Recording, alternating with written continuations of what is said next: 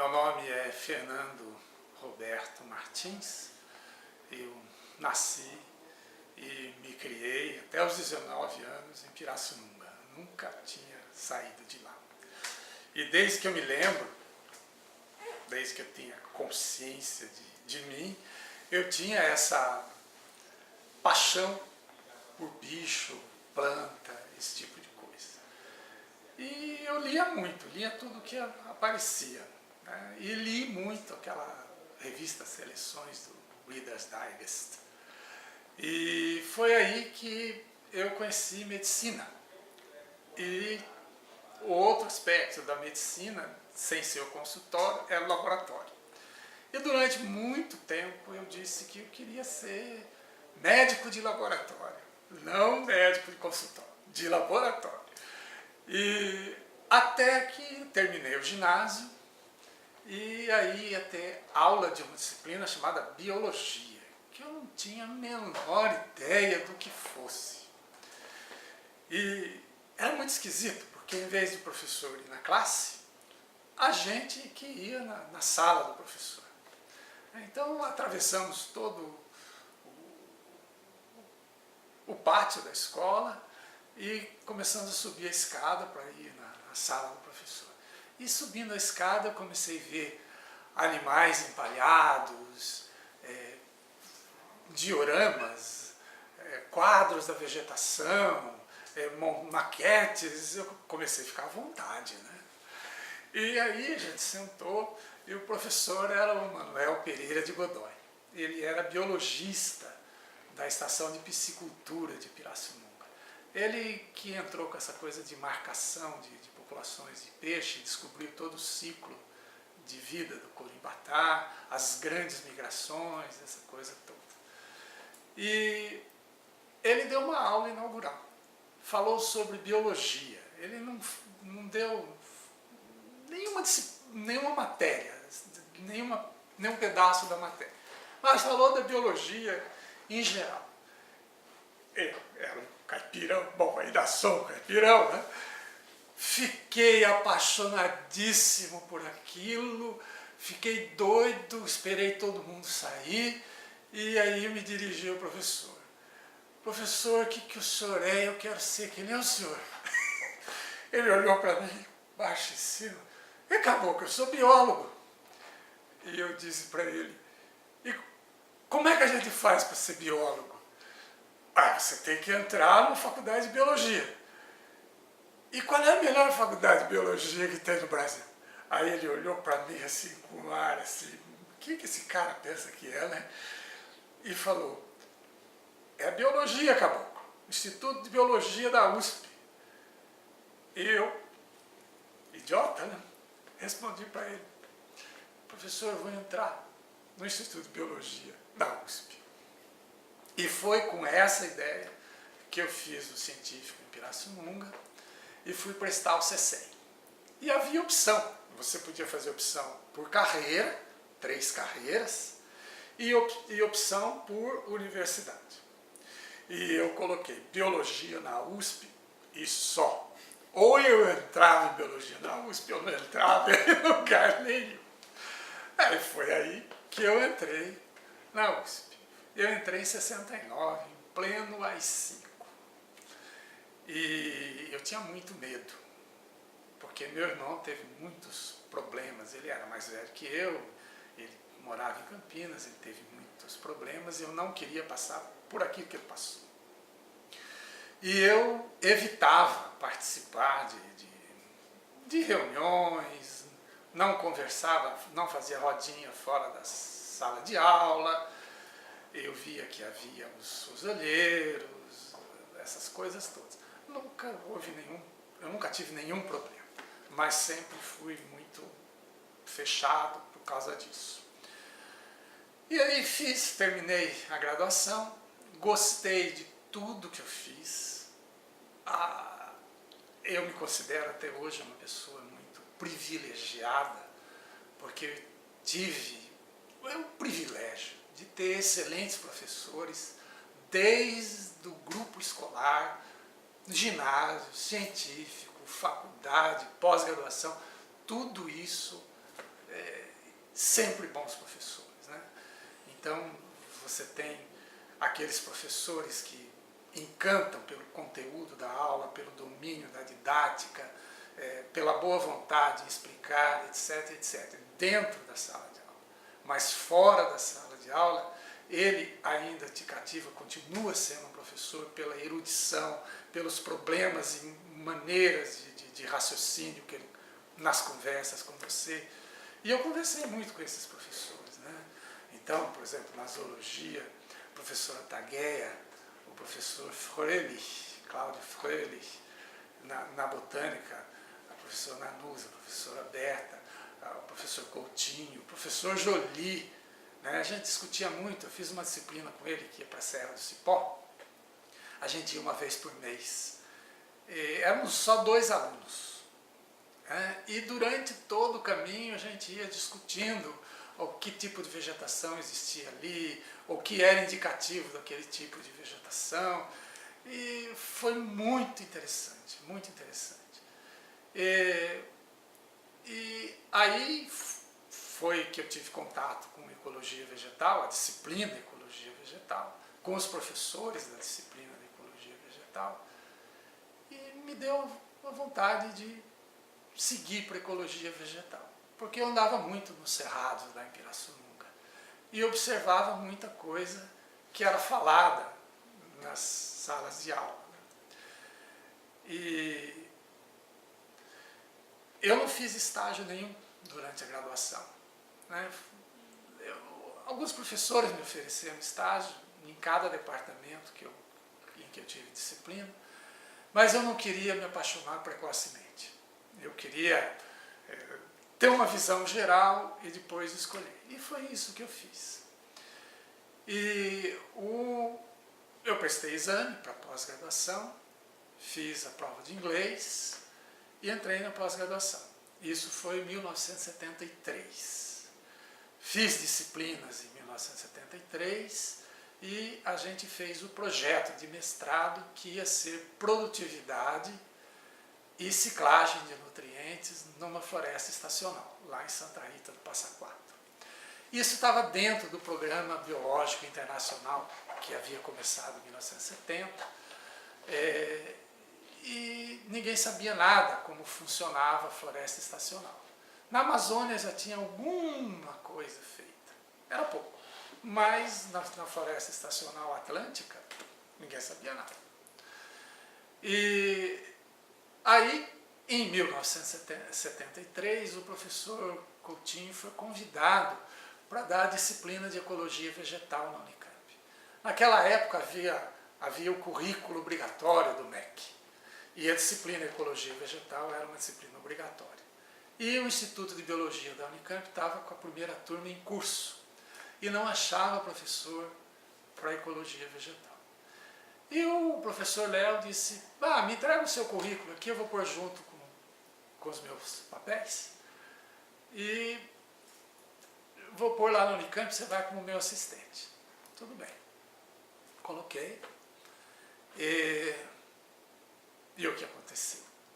Por algum problema burocrático, não sei o que houve, ele não foi, não pôde ir. E por um acaso, o meu nome foi encontrado no processo, porque a Unicamp começou a procurar nos Estados, gente que falasse espanhol ou português. Então procurou na Argentina, na Colômbia, no México, procurou no Instituto Agronômico alguém que desse a disciplina de ecologia vegetal, mas não achou ninguém. A secretária do Instituto, na época o diretor do Instituto de Biologia, o professor Walter Hadler, você se lembra dele, e a secretária era Edneia Rodrigues. E uma noite, a disciplina de ecologia vegetal, a disciplina de terceiro ano, primeiro semestre, terceiro ano, foi adiada para o segundo semestre do terceiro ano, depois foi adiada para o primeiro semestre do quarto ano, e não tinha mais o que fazer. E a Edneia, folhando o processo, deu de cara com o meu nome. E levou para o reitor. O reitor olhou aquilo, o professor Zefirino vai, e ele escreveu na diagonal assim, contrate-se. E eu fui contratado como técnico didático. Eu nem sabia que existia isso, né? Na realidade, a Unicamp estava apostando muito em mim. O que eu era? Nada. Eu tinha acabado de fazer a graduação, eu não tinha título, não tinha trabalho publicado, nunca tinha ido ao congresso, não tinha nada. E um dia, em março de 74, eu fui chamado lá em São Paulo, me avisaram, o professor Jolie era chefe do departamento, me avisaram que eu devia me apresentar na Unicamp. Fui lá no dia tal, que disseram que eu tinha que ir, e uma funcionária me recebeu e ela foi incumbida de me levar para os alunos. Aí ela me levou na classe e disse: professor, esses são seus alunos, alunos desse professor de Ecologia Vegetal. E foi aí que eu comecei, 4 de março de 1974.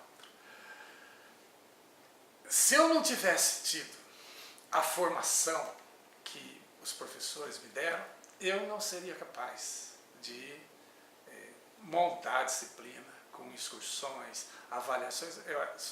Era eu e eu, não tinha mais ninguém ali. E eu montei a disciplina toda, eram 8 horas por semana. Montei com aulas teóricas, exercícios práticos e consegui levar a disciplina a termo. A turma, os alunos gostaram muito, elogiaram, me ajudaram fazendo críticas para reformular a disciplina para o próximo ano. E foi assim que de técnico didático eu fui para instrutor, né, de instrutor para professor. E tudo o que eu, vamos assim, sei hoje de pesquisa e publicação foi um amadurecimento que eu tive na Unicamp. Então veja o meu privilégio, né? Eu fui privilegiado por ter tido sempre bons professores. Fui privilegiado por ter sido contratado numa universidade excelente. E fui privilegiado por ter sempre bons alunos, né? Porque o vestibular, por mais crítica que ele receba, ele tem uma função realmente de escolher bons alunos. E os alunos da Unicamp, em geral, são muito bons. Tanto que o mau aluno se destaca muito dos outros, né? Ele é muito mau, muito diferente dos outros. E foi aí que eu comecei a minha vida acadêmica. Foi na Unicamp que eu aprendi a necessidade de publicar. Foi na Unicamp que eu desenvolvi linhas de pesquisa, assim por diante. Linha de pesquisa, né? Eu comecei a espalhar os coletores no início de 1974, lá na floresta da Vassununga, em Santa Rita do Passa Quatro. Não, início de 74 estava dando aula. Foi depois, de 75, início de 75, que eu consegui os coletores e espalhei os coletores no início de 75. Em agosto de 75 começou um incêndio, queimou tudo aquilo. E esse fogo durou até outubro de 75. E era um fogo de chão, o fogo era de raiz, ele ia por dentro do chão, se apagava tudo. Eu ficava lá desesperado junto com os bombeiros. Apagava tudo, de repente um estouro, a copa da árvore abria, aquela chama saía, como se a árvore fosse uma coisa oca. Era muito esquisito aquele tipo de fogo. Perdi tudo. Aí eu não tinha dados para fazer o mestrado, eu não tinha tempo para recomeçar. Fiz uma nova prova, uma nova língua estrangeira, aí foi francês, e eu comecei o doutorado. Aí caí na armadilha. Por quê? Porque quando eu soube que eu gostava de biologia, e biologia lidava com planta, com bicho, essa coisa toda, eu dei graças a Deus. Eu sempre fui bom aluno, mas história, geografia, português, biologia, eu tirava de letra, né? Tranquilo. Agora, física, química, matemática, meu Deus do céu, eu tinha que estudar muito. Que alívio foi saber que eu gostava de biologia e que era diferente, não tinha nada disso. Ledo engano, né?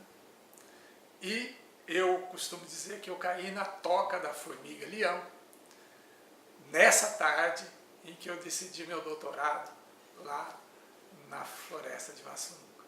Você conhece a formiga-leão, né? É uma larva, ela afofa bem a terra, faz um funilzinho de terra bem fofo, e ela fica ali embaixo, escondida, com as mandíbulas abertas. E o primeiro bicho que passa por ali cai, e quanto mais tenta sair, mais escorrega. E acaba, né, na garra da formiga-leão. Bom, eu caí na toca da formiga-leão por quê? Porque eu olhei tudo aquilo e perguntei. Eu queria saber como isso aqui funciona e nem sei o que tem aqui.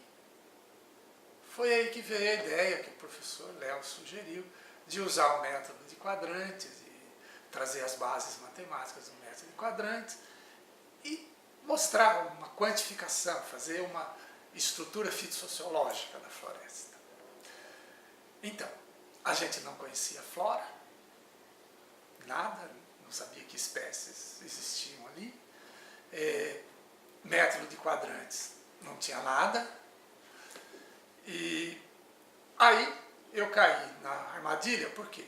Porque eu tive que estudar estatística, teoria da amostragem, erros, desvios, autocorrelação espacial, e quanto mais o tempo passou, mais eu me envolvi nisso.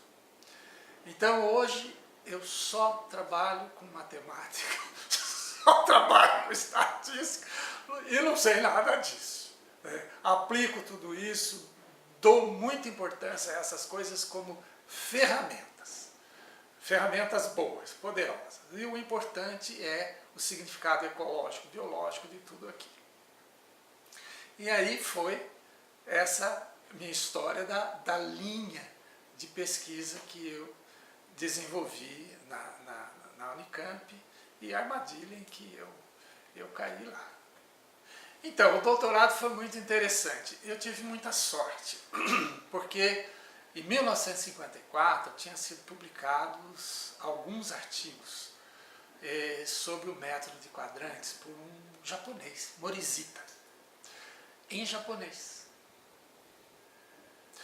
E eu escrevi para ele, dizendo o que eu estava fazendo, e ele tinha acabado de dar um curso no Canadá, e ele traduziu os artigos para o inglês, e ele me mandou as traduções.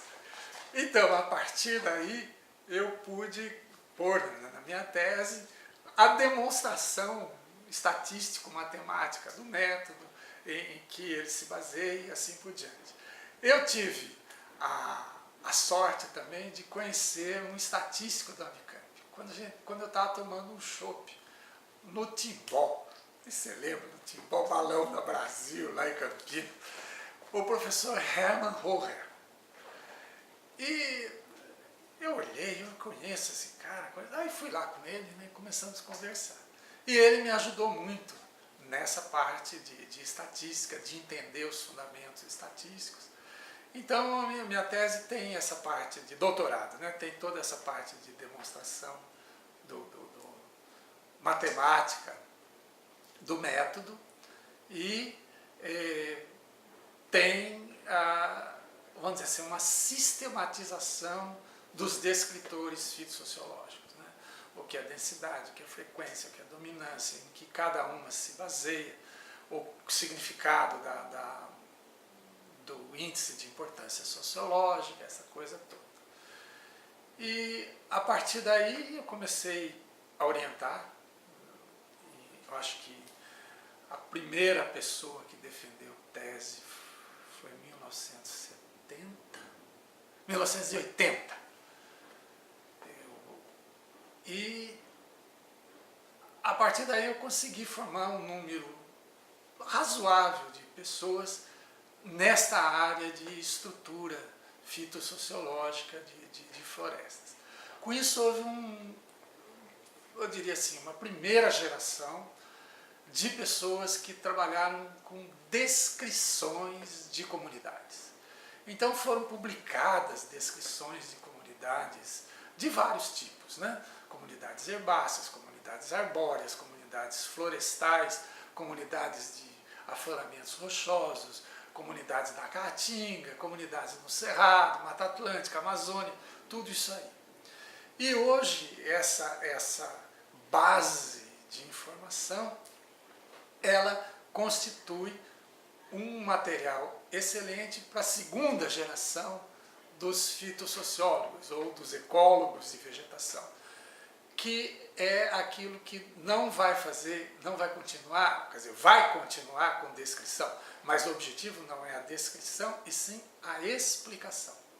Então agora vem a aplicação das análises macroecológicas, a questão dos padrões filogenéticos de comunidades, papel dos filtros ambientais, as barreiras à dispersão, né? A limitação à dispersão, os processos estocásticos, os processos biogeográficos, históricos. Então vem essa possibilidade para você entender de um ponto de vista histórico, não mais estático, toda essa parte da vegetação brasileira. Com isso ainda há uma interface muito grande com a filogeografia, né? A parte molecular de certos táxons, né? que é interessante aí. Então eu costumo dizer que há dois tipos de trabalhos científicos, né? As lagartas e as borboletas. As lagartas são coisas horrorosas, são nojentas, ninguém gosta de lagarta, come as minhas plantas, um bicho asqueroso, todo mundo quer matar, quer acabar com elas. Borboleta é uma maravilha, é um bicho que voa graciosamente, colorido, que vai de flor em flor, uma beleza. Borboleta é o que existe de bom no mundo. Bom, então, quais são os trabalhos lagarta? São os trabalhos de taxonomia, com publicação de chave, com descrições, com ilustrações de caracteres principalmente vegetativos, né, que nenhuma revista quer publicar. Quais são os trabalhos lagartas em fitossociologia? Aqueles trabalhos que vão publicar uma tabela cheia de nomes e números, né, os nomes das espécies e os números, né, e que também ninguém quer publicar. Agora, quais são as borboletas? As borboletas são as sínteses macroecológicas que resultam disso. Quando você diz, por exemplo, com aquele trabalho do Ari sobre a Mata Atlântica, né, que o Cerrado, floristicamente, é muito mais próximo de toda a flora atlântica do que da flora amazônica, né?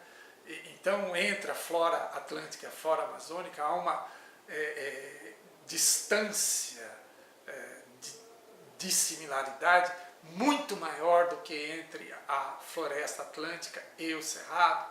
Aí todo mundo acha isso muito bonito. Aí surgem trabalhos mostrando que realmente a maior parte dos táxons do cerrado é derivada da floresta atlântica.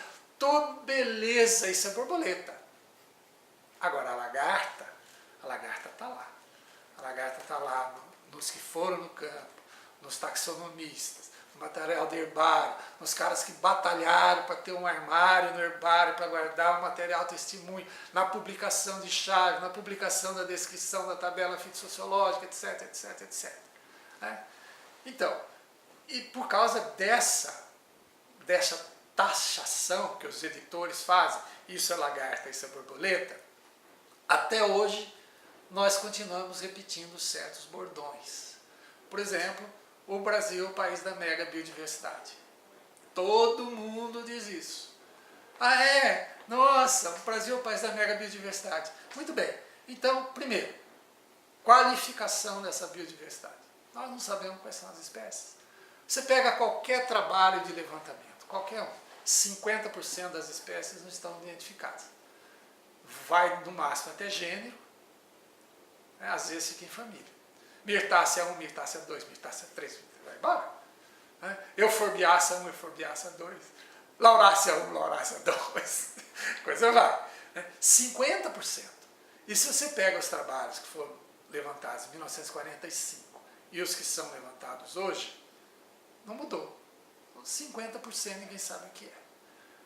Mesmo no Cerrado, que todo mundo diz que a flora já está batida e rebatida, 50% dos indivíduos levantados ali, dos táxons levantados, não estão a binômio. Então, a qualificação. Se você quiser identificar as espécies, para um gênero, você levanta uma pilha assim, uma pilha enorme de trabalhos para você poder identificar as espécies de um gênero. Aí, quando você faz o trabalho, vai publicar um trabalho de fitossociologia, você não pode citar tudo aquilo que você usou. E você diz simplesmente que as espécies foram identificadas com a literatura especializada. Aí você não está citando todos os trabalhos de taxonomia que você fez. E aí vem alguém e diz, mas taxonomia não tem impacto. Ninguém cita. Por quê? Porque o seu trabalho está limitado, é 50 referências que você pode dar, não pode dar mais além. E só a listagem de trabalhos de taxonomia que você usou, seriam 200 trabalhos. Então, é uma coisa... né? Então, a qualificação. Segundo, a quantificação. Você tem que medir essa diversidade. É realmente a maior do mundo? A que outro lugar do mundo essa diversidade se assemelha? Essa semelhança de valores de diversidade ecológica, medição numérica, indica um padrão ou não? Bom, nós não temos essas medições. Eventualmente, um trabalho diz, aqui o índice de Shannon foi 3,8 nats por indivíduo. É uma diversidade alta. Bom, mas nós não temos uma sistematização. E o terceiro ponto, a modelagem disso aí. A diversidade, ela responde a fatores atuais, ou seja, o atualismo explica a biodiversidade brasileira, ou ela responde muito mais a fatores históricos. Então tem um historicismo, a evolução, os processos biogeográficos, essas coisas todas. Porque se a biodiversidade responde ao atualismo, aos fatores atuais, você planeja a reserva muito fácil. Cada reserva é uma ilha, você pega a reserva e deixa nesse lugar. Mas, se os processos biogeográficos que foram importantes na geração dessa biodiversidade, o que você tem que garantir é a continuidade dos processos biogeográficos. E o planejamento das reservas muda totalmente. Então, nós continuamos dizendo que o país é o país da mega biodiversidade. Bom, tudo bem. Então, a gente se contenta com isso, mas não existe um aprofundamento. Agora, como é que você vai qualificar a biodiversidade do Brasil se não for com um programa de coletas intensivo no campo, principalmente nas regiões não coletadas? Então, a primeira coisa é publicar um trabalho mostrando onde foi coletado, onde não foi coletado. Concentrar esforços onde não houve coleta. Publicar essa flora. Não tem. Isso não existe, esse programa. Depois você tem que ir para o campo para a diversidade. Para quantificar, você precisa saber quais são as espécies e qual é o número de indivíduos em cada espécie. Aí você calcula um índice de diversidade ecológica. Calculado tudo isso, você vai ter uma base de dados. Aí você pode modelar. Você vai mapear a biodiversidade, ver que fatores estão atuando, assim por diante. Esse é um programa que não existe, e não existe, e, no entanto, existe a contrapartida. Existe um programa, uma lei da biodiversidade brasileira, de uso da biodiversidade brasileira. Nós vamos usar o que se nós não sabemos o que tem? Então, eu vejo essas coisas, que essa pesquisa, essa avenida da fitossociologia ensejou, colocando muitas pessoas que têm grupos fortes, Valdir Mantovani na USP, Ari Teixeira de Oliveira Filho na Federal de Minas Gerais, Francisca Soares de Araújo em Fortaleza, Maria Jesus Nogueira Rodal em Pernambuco, Alberto Jorge Farias Castro no Piauí, e só para citar alguns, né, que a gente conseguiu formar e que hoje são potências, são núcleos, são centros de referência, centros de excelência no Brasil. Então aí o meu grande privilégio, né, de ter tido esses alunos que são excelentes e ter contribuído para a formação